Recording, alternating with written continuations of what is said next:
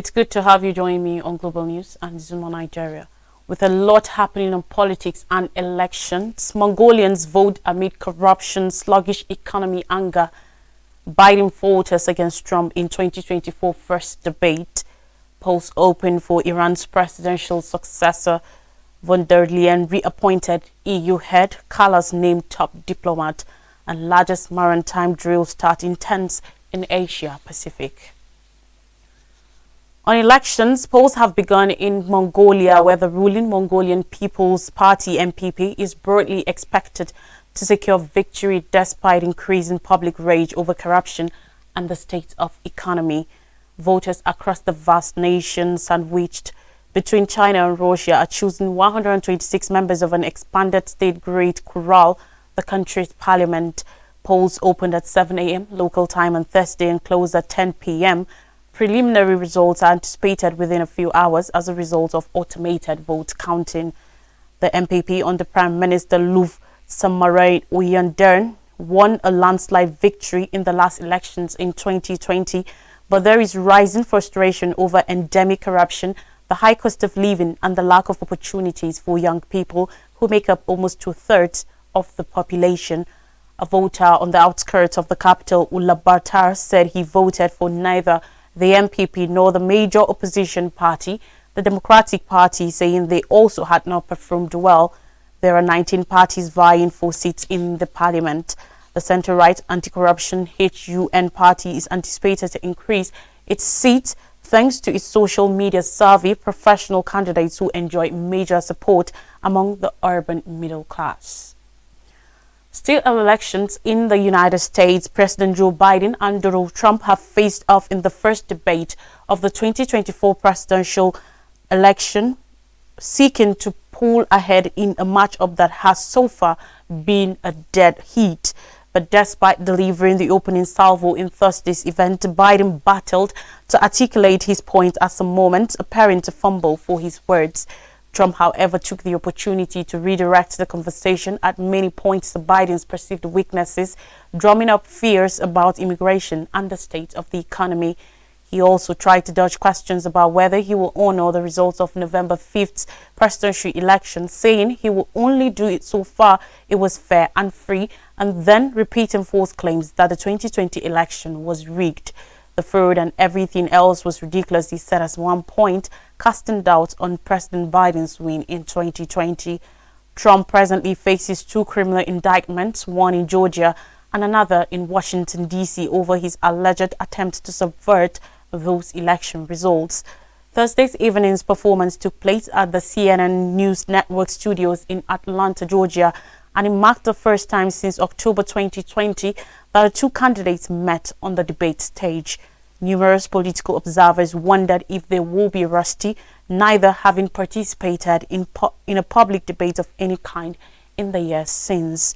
Biden had spent the last week leading up to the debate at Camp David in Maryland, a presidential retreat where aides assisted him prepare with mock setups. Trump, meanwhile, largely continued his schedule of rallies. But from the moment Biden stepped on stage, the Democratic president seemed to wobble, muttering as he approached the podium. Still, as he faced the first question of the night, Biden came out swinging, seeking to dent Trump's popularity by attacking the Republicans' leadership during the COVID-19 pandemic. But when Trump was given a chance to respond, his opening remarks reflected a characteristic hyperbole the Republican candidate has become known for. Still sticking with election matters, Iranians are voting for a new president after the death of Ibrahim Raisi in a helicopter crash chosen from a strongly controlled group of 4 candidates loyal to the supreme leader at a time of growing public frustration. Polls open at 8 a.m. on Friday and are scheduled to close at 6 p.m., but the time can be extended until midnight. The snap election coincides with rising regional tensions due to the present war between Israel and Iranian ally Hamas in Gaza and Hezbollah in Lebanon, as well as heightened Western pressure on Iran over its nuclear program. While the election is unlikely to bring a major shift in the Islamic public's policies, its outcome could influence the succession to Ayatollah Ali Khamenei Iran's 85-year-old supreme leader in power since 1989. Khamenei called for a high turnout to offset a legitimacy crunch stoked by public discontent over economic hardship and restrictions on political and social freedom. The durability, strength, dignity and reputation of the Islamic Republic depend on the presence of people, Khamenei said according to reports after casting his votes. High turnout is a definite necessity. Voter turnout has plunged over the past 4 years as a mostly youthful population chafes at political and social curbs. Manual counting of ballot means the final result is anticipated to be announced only in 2 days, though initial figures may come out even sooner. If no candidate wins at least 50% plus on 1 vote from all ballots cast, including blank votes, a runoff between the top 2 candidates is to be held on first Friday after the election result is declared.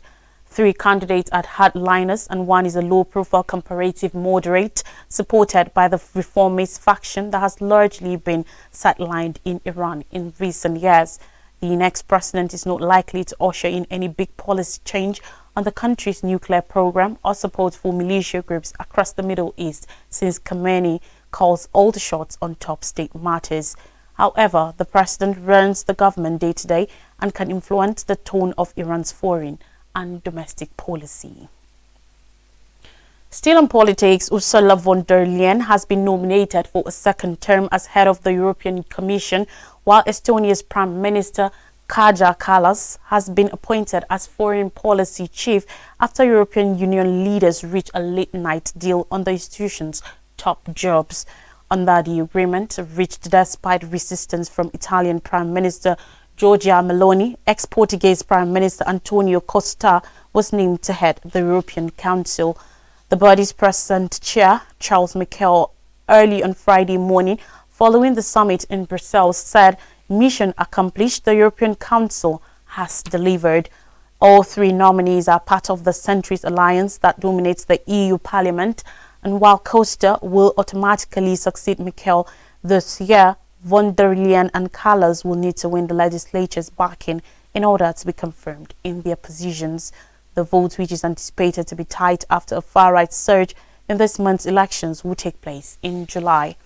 Von der Leyen expressed her gratitude to EU leaders for supporting her for a 2nd term and said she will soon outline her political priorities with a view to winning the confidence of Parliament. Declaring himself committed to promoting unity among member states, Costa said, and I quote, "Europe and the world are facing challenging moments, yes, but the European Union has demonstrated its resilience in the past." Meanwhile, Kallas said she had been handed an enormous responsibility at a time of acute geopolitical tensions. According to diplomats, the 3 won broad backing from the EU leaders, although Italy's Meloni abstained from the vote on von der Leyen and voted against Costa and Kallas. Hungarian Prime Minister Viktor Orbán, also on the hard right, voted against von der Leyen and did not vote for Kallas, they added. Meloni said, according to reports, that she decided not to support the leadership slate out of respect for the citizens and the indications that came from those citizens during the elections. There was little mystery surrounding the final line-up, as an inner group of leaders had locked in a draft deal on the trio of names days earlier, a far cry from the drama last time round in 2019 when von der Leyen eventually emerged from a backroom deal. German Chancellor Olaf Scholz hailed the quick forward-looking decisions on the top jobs, saying the nominees will ensure that Europe is well positioned in challenging times in the coming years.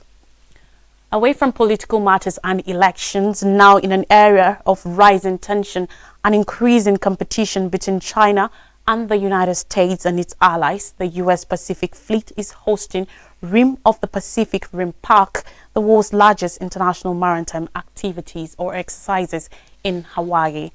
Held every other year, RIMPAC this year brings together the armed forces of 29 countries for 5 weeks of training, with the goal of strengthening multilateral relations and enhancing preparedness to promote a free and open Indo-Pacific. Established in 1971 by Australia, Canada, and the United States. This year's exercises, which got underway on June 27th, include the militaries of South Korea, Japan, and India, as well as countries in Southeast and South Asia, Latin America, and 7 European nations. Israel will also be participating in its third RIMPAC, triggering protests from pro-Palestinian groups in the region because of its war in Gaza, which has killed over 37,000 people since October last year. RIMPAC Public Affairs confirmed Israel will take part, but said it will have no aircraft or ships in the exercise. The Israel military declined to answer questions about its participation in the drills. Military leaders say RIMPAC lets the navies that participate enhance interoperability and readiness for a wide range of potential operations across the globe. The exercise centers around combat and contingency training on land, in the air, and at sea, with 150 aircraft, 40 surface ships, 3 submarines, and over 25,000 personnel conducting amphibious landings, urban combat training, anti-submarine warfare, ship-sinking exercises, as well as cyber and space operations. According to a RIMPAC spokesperson, RIMPAC 2024 will emphasize a robust and complex tactical phase, comprehensive humanitarian and disaster relief operations, and integrated multi-domain warfare. This year's RIMPAC is taking place against a backdrop of intensified regional tension. The U.S. has bolstered multilateral interregional partnerships, established new defense agreements, and developed its military capacity across the Asia-Pacific, while China has increased its military exercises around Taiwan and has continually clashed with the Philippines in the disputed islands and shoals in the South China Sea. Meanwhile, Russia has also become more active in the region.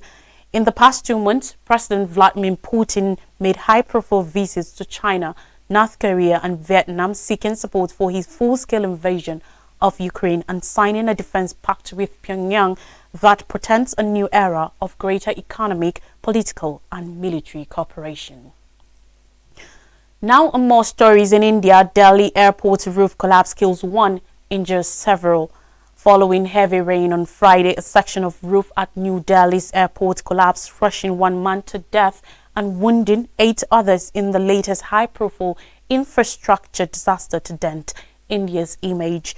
A statement from the Indira Gandhi International Airport said, due to heavy rain since early morning, a portion of the canopy at the old departure forecourt of Delhi's Terminal 1 collapsed around 5 a.m. local time. All departures from Terminal 1 are temporarily halted, the statement added.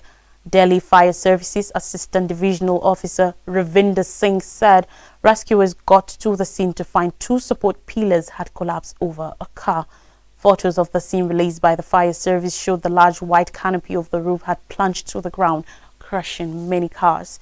Ram Mohan Naidu Kinjarapu, India's Minister of Civil Aviation, said he was personally monitoring the collapse. In a statement, parts of the capital territory of Delhi experienced heavy rainfall this week, flooding roads and submerging cars. The showers brought some respite from weeks of blistering heat after the city experienced temperatures as high as 49.9 degrees Celsius, that's 121.8 degrees Fahrenheit, its highest on record, straining the country's electricity grid and power supply. Friday's incident is the newest in a string of collapses and other mishaps in the nation of 1.4 billion, which in recent years has prioritized spending on grand infrastructure projects and upgrading its aging transport network. At least 9 people were killed and dozens of others injured after a cargo train collided with a passenger train in eastern India earlier this month. In 2022, some 135 people were killed when a newly renovated suspension bridge collapsed in Morbi in the western state of Gujarat in what was described as one of the worst public safety tragedies in recent years. On natural disaster, 7.2 quake hits southern Peru, tsunami waves possible. According to the United States Geological Survey USGC, a deadly 7.2 magnitude earthquake hit the coast of southern Peru overnight Friday at a depth of 28 kilometers 17 miles. The Pacific Tsunami Warning Center PWTC issued an alert warning of possible tsunami waves reaching up to 1 to 3 meters along some coasts in Peru. Based on all available data, hazardous tsunami waves are forecast for some coasts. The center said PWTC said there was no risk of a tsunami for the U.S. West Coast. Peru's Geophysical Institute IGP also issued a tsunami alert, one step down from a tsunami warning, meaning authorities should activate protocols to safeguard the population due to the possible occurrence of a tsunami. The quake hit 8 kilometers 5 miles west of Arequipa, almost 600 kilometers 372 miles south of the capital, Lima. The Peruvian presidency said the government is monitoring the situation and evaluating any possible damage. Some residents of Arequipa said, according to reports, they felt a very strong and long quake that caused their beds to shake. The tremor was felt as far as the capital. Peru and most of South American Pacific coast are on border of two tectonic plates. The South American plate, which includes most of the continent, and the Nazca plate, which extends across the Pacific along most of the coast. Meanwhile, Bolivia arrests top army intel officials after coup plot. Bolivia has apprehended over a dozen high-ranking military and intelligence officials following a failed effort to unseat the country's president in a coup allegedly led by its ex-military chief. Army officials first held meetings in May to plot the coup attempt on Wednesday, which involved mobilizing armed forces toward the capital's major square and seizing power by force, according to a report by the Bolivian government. The meetings were led by former Army Chief General Juan Jose Zuniga and former Navy Commander General Juan Arnes, with Zuniga's civilian personnel advisor allegedly devising the strategy of the coup, the report claims. All three men are among 17 people arrested so far in relation with Wednesday's events, most of them members of the military, the report says. Other top officials arrested including Military Intelligence Chief Julio Buitrago. The attempted coup, which was condemned by the Bolivian government and international leaders, comes as South American country of approximately 12 million people battling with an economic crisis and political instability that has triggered mass street protests. On Wednesday, military units led by Zuniga, who was fired as commander of the Bolivian army just a day earlier, occupied La Paz's Major Murillo Plaza as armored vehicles rammed the presidential palace door and soldiers tried to break into government offices. Hours later, President Luis Arce, who had called on the public to organize and mobilize in defense of democracy, confronted Zuniga in the crowded palace hallway, ordering the general to withdraw his soldiers and stand down. Arce, who has been in power since 2020, later declared victory to crowds in front of the Quemado Palace after Zuniga was handcuffed and forced into a police vehicle. As he was being arrested, Zuniga alleged, without providing evidence, that he was acting on Arce's instructions. Justice Minister Ivan Lima denied Zuniga's claim, saying he lies and tries to justify himself about a decision he took and over which he will have to answer to justice. Arce's defense minister Edmundo Nivulo later said, according to reports, that the government had regained total and absolute control over its military. We urge the population that everything goes back to normal, he said. Bolivia, which has seen closely 40 attempted or successful coups since 1946, has been racked by dwindling foreign currency reserves, particularly the US dollar, and shortages of fuel and other necessities. Tensions have also been rising over plans by leftist former President Evo Morales to challenge one-time RC ally in next year's general elections. I'll take a quick break now, and when I come back, I'll bring you stories from Nigeria. Do stay with us.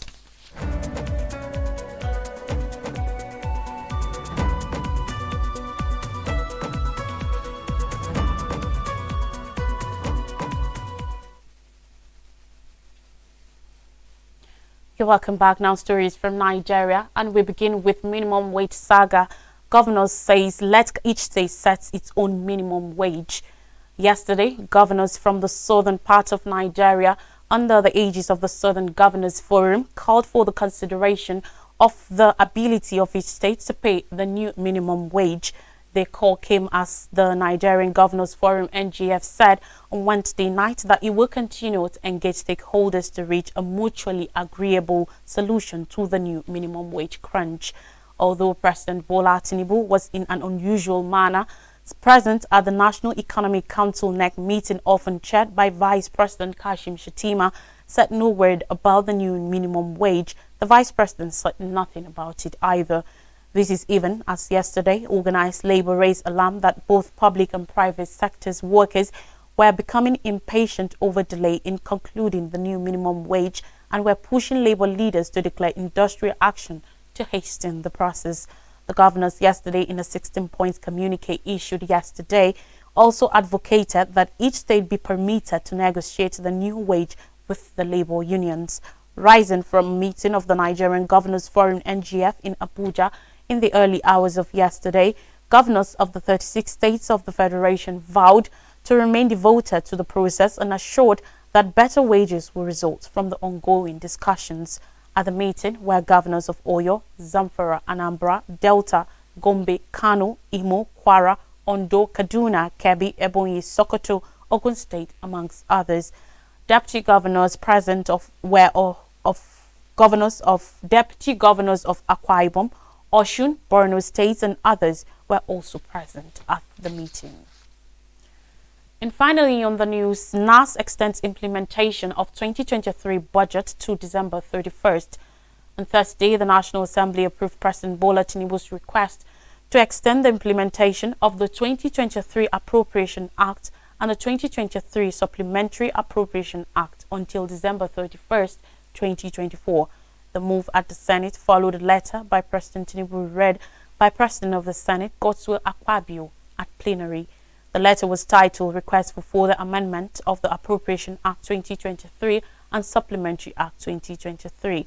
The two bills, which were given quicker consideration in the Committee of Supply, were unanimously approved by the upper chamber. Akpabio, in his remarks, appreciated his colleagues for their patriotic contributions to the passage of the bills. Similarly, at the House of Representatives, President Bola Tinubu had presented the request containing two bills through a letter read out on the floor of the House by the Speaker, Tajuddin Abbas, in Abuja. The bills are titled the 2023 Appropriation Amendment Bill 2024 and the 2023 Supplementary Appropriation Amendment Bill 2024. The minority leader of the House of Representatives, Kingsley Chinda, expressed reservations about the propriety of accelerating passage of the bills following its first reading during a debate on the general principles of the bill. He stated that such might not be in the best interest of the country, suggesting that provisions of the bill should be harmonized and included in the anticipated Supplementary Appropriation Act 2024. Some of the lawmakers backed the minority leader, leading to rowdiness during the plenary. However, to calm the situation, the House resolved to enter an executive session to deliberate further on the matter. The session saw extensive deliberations with members from both sides of the divide contributing their perspectives and suggestions. Following these deliberations, the House dissolved into the committee to supply to debate the various clauses in the money bills, all of which were carried. The House subsequently reverted to plenary where the bills were read for the third time. A recap of major stories in elections: Mongolians vote amid corruption, sluggish economy, anger. Biden falters against Trump in 2024 first debate. Polls open for Iran's presidential successor. Von der Leyen reappointed EU head, Callas named top diplomat. And largest maritime drills start intense in Asia Pacific. And that's all on the news. Thanks for watching. Have a great weekend ahead.